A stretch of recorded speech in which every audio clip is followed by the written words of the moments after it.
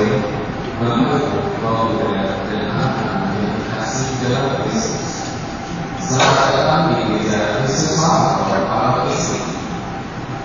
Hari ini kita akan merayakan Ekaristi hari Minggu Paskah kedua yang disebut hari Minggu Pradmaria dan sekaligus Novena Salome yang kedua.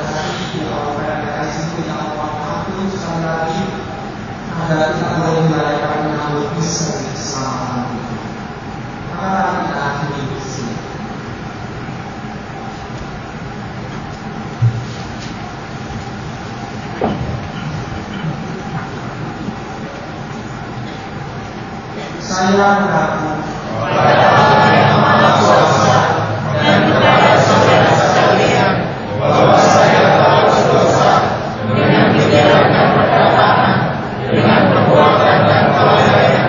Saya berdosa, saya sungguh berdosa. Oleh sebab itu saya mohon kepada Santa Maria, kepada Maria dan Roh Kudus, dan kepada saudara sekalian supaya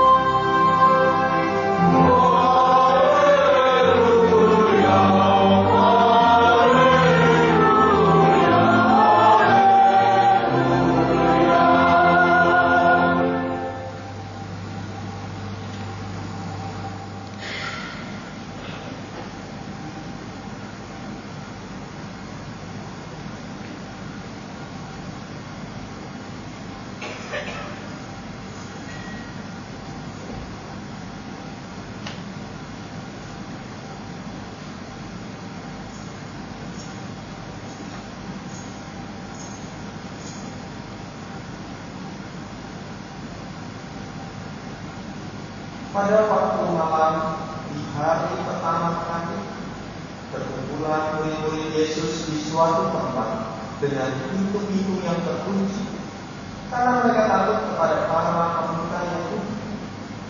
Pada waktu itu datanglah Yesus berdiri di tengah-tengah mereka dan berkata, "Damai bagi kamu." Sesudah berkata demikian, Yesus menunjukkan tangan dan lambungnya kepada mereka. Murid-murid itu bersuka-cita ketika mereka melihat Tuhan. Lalu kata Yesus sekali lagi, "Damai bagi kamu. Sama seperti Bapa mengutus aku, demikian juga sekarang aku mengutus kamu." Sesudah berkata demikian, Yesus mengembusi mereka dan berkata, "Terimalah Roh Kudus. Jika kamu mengakui dosa orang, dosanya diampuni. Dan jika kamu menyatakan dosa orang tetap ada, dosanya tetap ada." Ketika Yesus datang ke situ, Thomas dari ke-12 murid yang juga disebut Didimus tidak ada bersama-sama mereka. Kata murid-murid lain itu kepadanya, "Kami telah melihat Tuhan." Tetapi Thomas berkata kepada mereka, "Sebelum aku melihat bekas paku pada tangannya, dan sebelum aku menaruh jariku ke dalam bekas paku itu, dan menaruh tanganku ke lambungku, sekali-kali aku tidak akan percaya." 8 hari kemudian murid-murid Yesus berada kembali dalam rumah itu, dan Thomas bersama-sama dengan mereka. Sementara pintu-pintu terkunci, Yesus datang. Ia berdiri di tengah-tengah mereka dan berkata, "Demikianlah sabda Tuhan."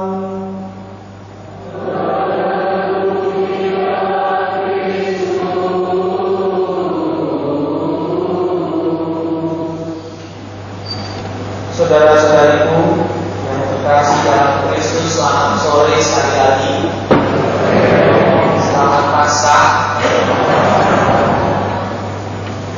Dan tentu pada masa-masa petang Paskah, setelah kita merayakan bagaimana pesta Paskah di hari Minggu, kita disajikan bacaan-bacaan yang kiranya menarik kalau kita bisa cermati. Bacaan-bacaan Injil banyak mengungkapkan bahwa beberapa catatan-catatan ringkasan mengenai kesaksian para murid-murid Tuhan ketika mereka tahu bahwa Yesus telah bangkit. Dan tentu kiranya itu menjadi catatan penting kepada para perintis dahulu, karena sebagaimana Paulus pernah mengatakan bahwa sia-sia orang kita jika tidak ada kebangkitan Kristus.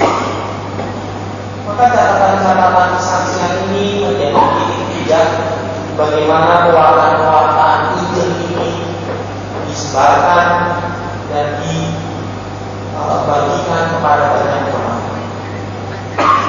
Dan inilah kiranya peristiwa-peristiwa ini menjadi tanda bahwa di balik segala berbagai hal gejolak yang ada, masih ada titik harapan yang membuat mereka terus bangkit. Dan harapan inilah yang kiranya tentu masih bisa kita juga dengarkan kesaksian-kesaksian yang ada, dan kita percaya bahwa Allah masih berkarya baik dahulu, sekarang, dan nanti yang akan datang. Maka apa yang diceritakan dalam bacaan pertama bagaimana cara menunjukkan yang mereka setelah percaya diperlihatkan bahwa mereka tidak sekedar mengetahui, sekedar tahu akan kebangkitan, tapi juga bagaimana mereka menghayati harapan kebangkitan. Bagaimana cara mereka memandang, bagaimana cara mereka bersikap, bagaimana cara mereka berrelasi sebagai satu umat yang khas pada zaman itu. Dan disinilah kiranya bisa dikatakan orang Katolik itu tidak berkata. Karena apa? Karena karya Allah senantiasa masih bahwa di tengah benturan-benturan krisis sedemikian rupa.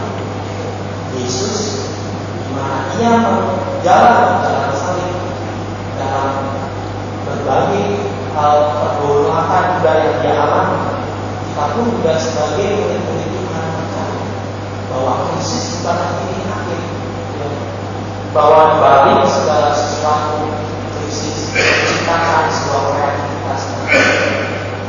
Maka kan saran ada SKJ ini menekankan bagaimana perkembangan ekonomis, bahwa orang mulai pesimis akan dunia yang akan terus berlanjut, apakah mungkin atau tidak. Bayangkan bahwa sekarang ada orang sudah semakin sulit mencari tanah dan sebagainya. Lalu juga belum lagi perang, tidak ada sudah bahaya ancaman berbagai macam.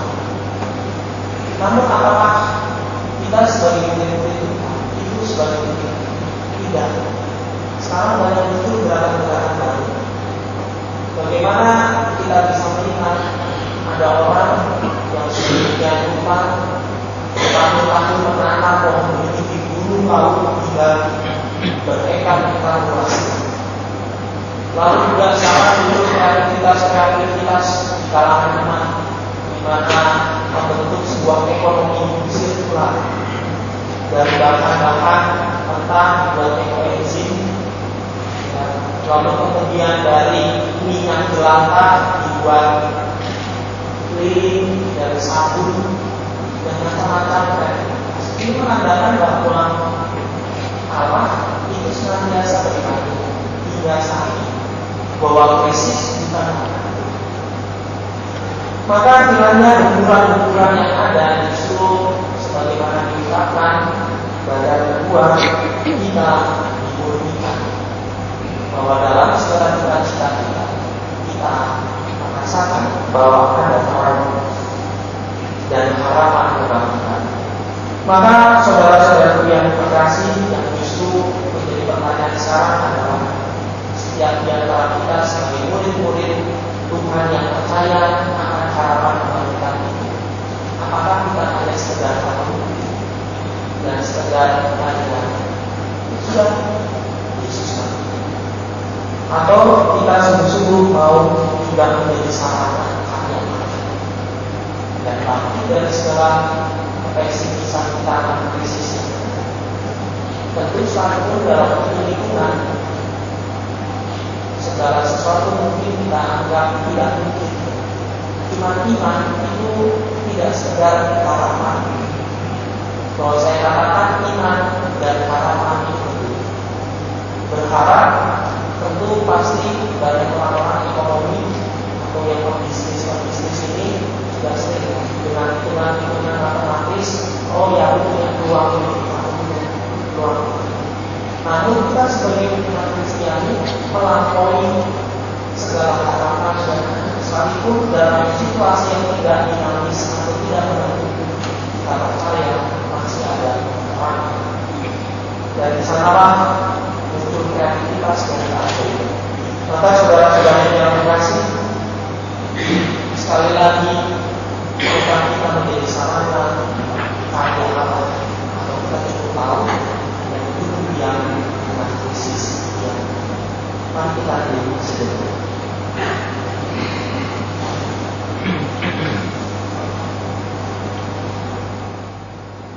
Kemudian kepada Bapa dan Putra dan Roh Kudus.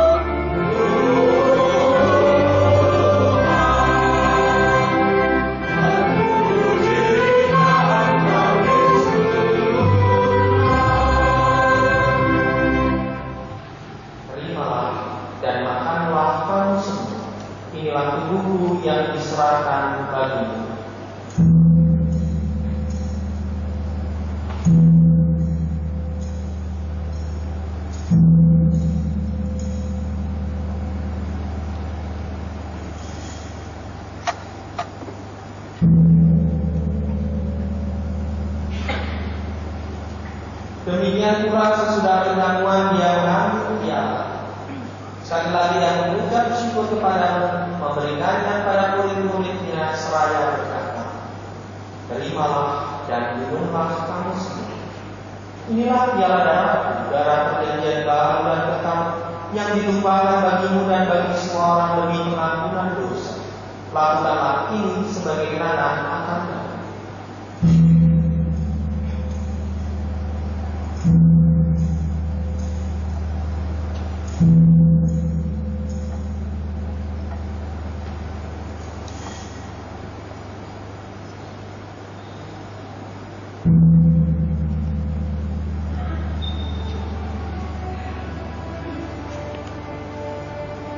Agunglah seni iman kita.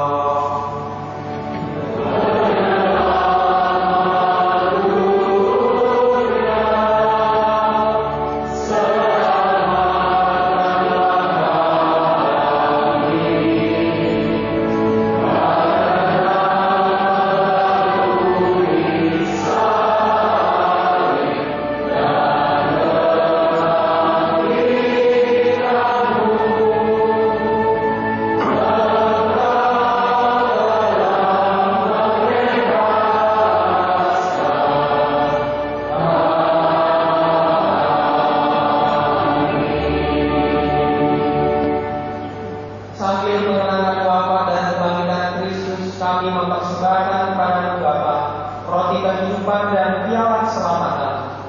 Kami bersyukur sebab kami menolak layak menghadap Engkau dan berbakti kepadamu.